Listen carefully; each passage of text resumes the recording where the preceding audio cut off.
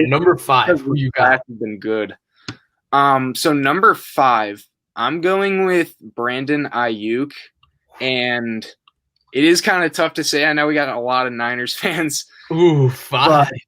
But, I think he is a good receiver, but I think one thing that the other receivers don't really have the benefit of is playing in a Shanahan offense.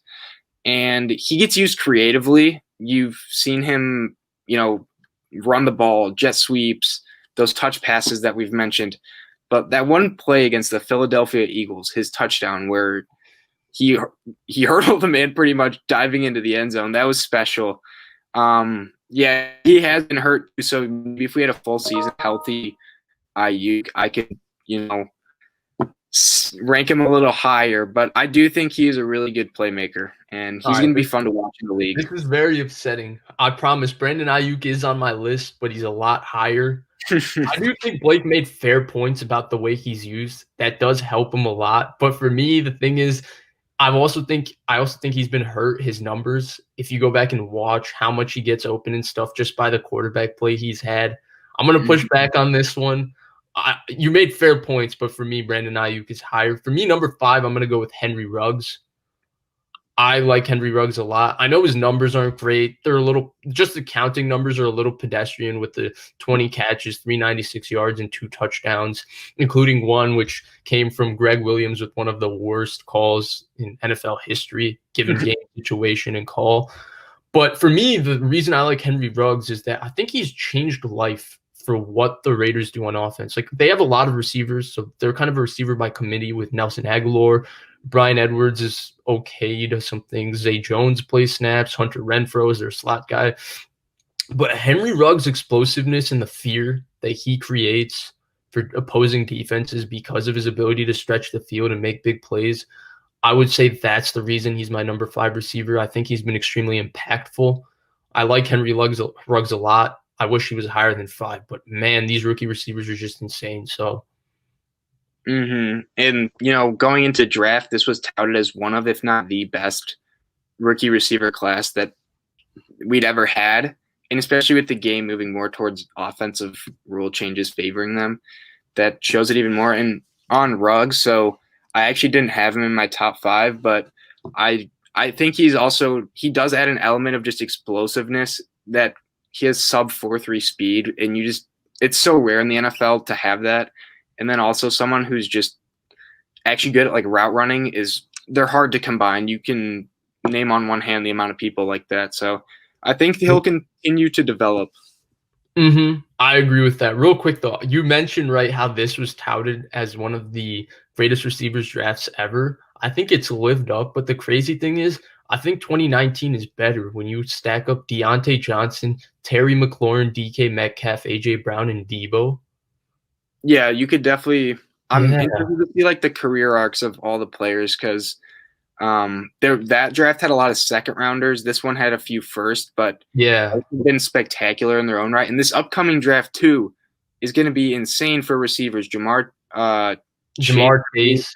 Yeah, Devonta Smith, Waddle, Rondale Moore. Yeah. There's tons of just good receivers coming in, and it'll be interesting to see where they go and like what impact they can have. But pairing, if any of them go to the teams that have already drafted one of the stud receivers, like that'd be something else because they're going to be impactful. But moving on, so my 4th receiver is going to be T. Higgins, and so he's on the Bengals. They took him in the first pick of the 2nd round, and he was balling out with Joe Burrow. They have pretty good receivers now. They have him, Boyd. AJ Green is, I think, Father Time's starting to catch up to him a little bit. He's constantly got nagging injuries, and he's slowing down. But him and Burrow, that connection is serious. He's a beast at Clemson. He's amazing in Ohio, Cincinnati. So watch out for when you're watching your Burrow highlights, you're going to see a lot of T. Higgins. But I'm interested to see who you have at 4. Yeah, that's a good one. T. Higgins didn't make my top 5, which is kind of wild because he's having a fantastic rookie season. He's fantastic. I don't know. For some reason, it was between him or Henry Ruggs for me. And I went with Ruggs just because, I mean, my 4, 5, and T. Higgins would have been 6, would have been all in the same thing. I just went with the other two. I don't know. There's something about Ruggs' impact for what he's done for the Raiders offense that just makes me side his way. My number 4 is Chase Claypool. I know he's been getting a lot of hype, but for me, he's only 4th. And I think a lot of it has to do with the fact that he gets to play in a very receiver-friendly offense with Big Ben Roethlisberger. And he plays with Deontay Johnson, who, in my opinion, is the best receiver on that offense, and Juju Smith-Schuster, who I think is overrated, but he's pretty good. And so I think he's had a fantastic rookie season. He's had a lot of plays that stand out, but he also drops a lot of passes. I think he's gotten a lot of attention because of a couple big games in kind of good situations that he's been in. He's been fortunate enough to have big games that have been broadcasted. He's a really good player. He's going to be a stud. I've heard DK Metcalf comparisons, which I would really say hold the phone on. But he's really good. He's my number 4 wide receiver. But yeah, that's why he's 4th and not higher for me. Yeah. No, he's definitely been playing in Pittsburgh. He actually didn't make my list though. I have someone else, so we can just continue. So my number 3 is going to be Jerry Jeudy, Broncos receiver. So I know his stats have not been the best this year, and I'm boiling that mainly down to quarterback play and play calling. Coming into the draft, he was my favorite receiver. I was worried. I thought the Niners were going to take him, and that would just be lethal because I think he's better than Aiyuk, and Aiyuk has been great and exceeded my expectations. But I do think he is better than Aiyuk. I think if he didn't have just an actual carousel at quarterback, they've had Locke, they had a wide receiver play quarterback. So I think that's really hurt his and been a limit to his stats. But you saw his one touchdown against the Giants where quarterback just threw a 50-50 ball and he just elevated over the guy and just made him look bad. But it was good coverage on the play. And I think he'll be better and they're going to get Sutton back too, so that'll help take a little pressure off of him to be the only guy receiving. So he has my number 3. He hasn't put the stats up there. It'll be good though. I don't have Jerry Jeudy on my list. I think Jerry Jeudy is a great route runner. Totally agree with you. But I think he's kind of limited in the sense that all the other guys that I named, you can throw them a 3-yard slant and they can take it 60 yards. Jerry Jeudy would run a perfect route in the 3-yard slant and pick up 10 yards. That would be my big difference. I don't know if his quarterback play definitely has sucked. It's as bad as Aiyuk. Someone said Aiyuk has had way worse. No, Drew Lock is really bad. Drew Lock struggles. Play calling too. Like Jeudy doesn't have the benefit of having Shanahan's scheme for him. He's got the OC, so. True, but I would argue that Jeudy can't do the jet sweep things that Aiyuk does. Yeah. He's not as strong a ball carrier. And my other thing with Jeudy, I just wanted to touch that, is that Drew Lock really struggles to get through his progressions. It feels like he only sees one receiver on one play. Yeah. And so Jeudy could get open and Drew Lock never gets to him. I think it's fair. He's just not in my top 5. And so that brings me to my number 3, and I'm going with Brandon Aiyuk, the Niners wide receiver. And, Brandon Aiyuk maybe should be higher, but I'm biased to the 2 guys I have in front. So I'm going to stick that way, even though I'm a Niners fan. He's a stud. He's just a flat-out stud. I think he's the best athlete I've ever seen play wide receiver for the Niners. I was too young for Terrell Owens. Michael Crabtree was pretty good, but he wasn't this superstar athlete. Randy Moss was like 38 when he played for the Niners. I think Brandon Aiyuk is the most explosive and best athlete I've seen play wide receiver for the Niners. He's a great route runner, fantastic ball carrier, runner with the ball in his hands. He plays hard. I love everything about him. He has insanely long arms, huge catch radius, catches the ball well. The sky's the limit. He might end up having the best career out of all these guys because he plays with Shanahan in that offense and because of his skill set with having Deebo Samuel and George Kittle for the foreseeable future playing with him. So he might end up having the best career. But yeah, I think Brandon Aiyuk is just a flat-out stud.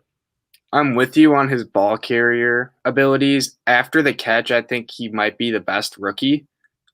I think you could argue that. Just with the ball in his hands once he's open and in space. but I do think he's not as good of a route runner as some of the other guys. I think he's good. He's not as good a route runner as No, Jerry yeah, Jeudy. I it's agree. not a slight on Aiyuk. He's a great route runner. It's just these other dudes are somehow even better. And speaking of, who is your number two? Yeah, my number 2 is I'm gonna go with my favorite receiver before the draft. I was hoping the Niners would take him, and that's CeeDee Lamb. I think CeeDee Lamb's production has been really hurt by playing in a bad offense in Dallas and not playing with Dak Prescott. I think he would have as good numbers as Justin Jefferson if he was playing. He's had a couple of drops the last couple of weeks that's been bothersome, but CeeDee Lamb is just special. He's attacks the ball in the air. He made one of the greatest catches of the season this year against the Vikings. He's so acrobatic. He's so athletic. Talk about a guy that's really good with the ball in his hands. CeeDee Lamb is terrific with the ball in his hands. Always makes people miss. He plays so physical. I don't know how you can dislike CeeDee Lamb for any other reason other than he plays for the Cowboys. And, in my opinion, that's a very valid reason to dislike any player.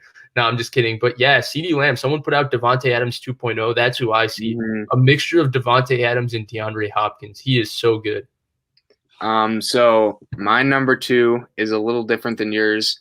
I'm going with Justin Jefferson, and statistics would say that's stupid. Don't go with that because he's been statistically the best receiver easily.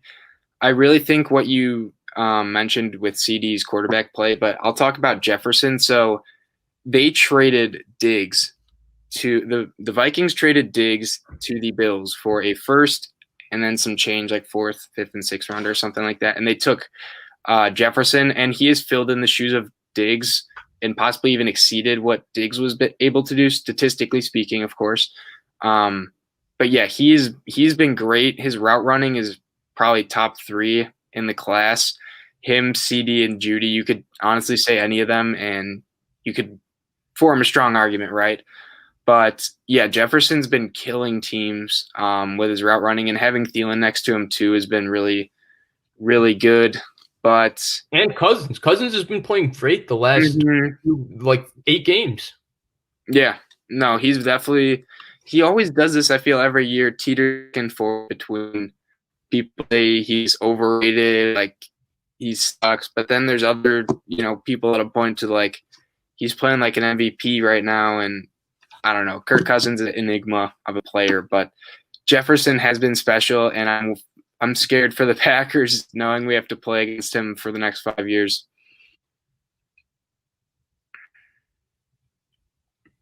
So who is your number 1, Vish? Yeah, so my number 1, it's right there. It's Justin Jefferson.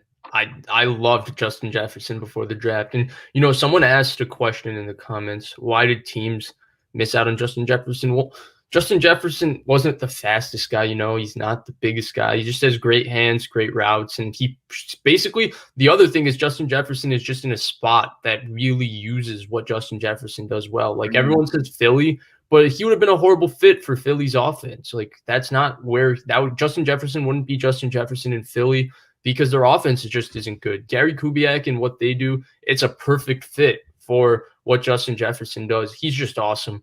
He has great hands. He catches the ball so well. He's such a good route runner.